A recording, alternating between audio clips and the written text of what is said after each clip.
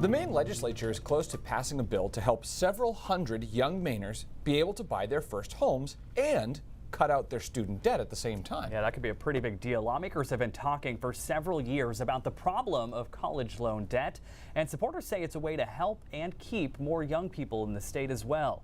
News Center Maine's Don Kerrigan has the story. Housing prices are through the roof all over Maine, making it harder than ever for younger Mainers to buy their first home.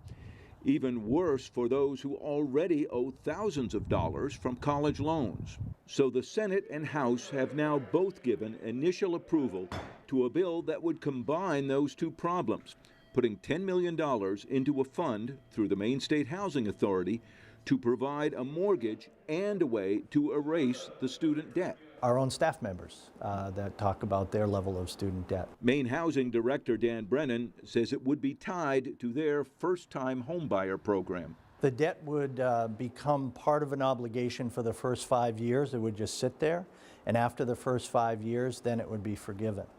So there's a 5-year requirement to ensure that people are going to be in their home and stay in their home. Senate President Troy Jackson talked about the idea last year and says requiring people to stay in the state for 5 years is a key. If you're bringing people in, especially younger people, or keeping younger people here, you know, they're becoming part of our tax base. They're becoming part of our school system. You know, they're contributing to our economy. Many Republicans are not backing the bill.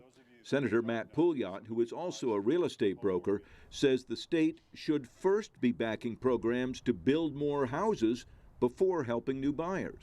While I'm very much supportive of promoting and increasing homeownership and reducing student loan debt, I can't in good conscience vote for a bill that sends $10 more million to a fund to help pay for housing when we don't have it available to begin with. Dan Brennan of Maine Housing says with an average student debt of $35,000, the $10 million would likely be enough to provide for 300 to 400 first-time buyers.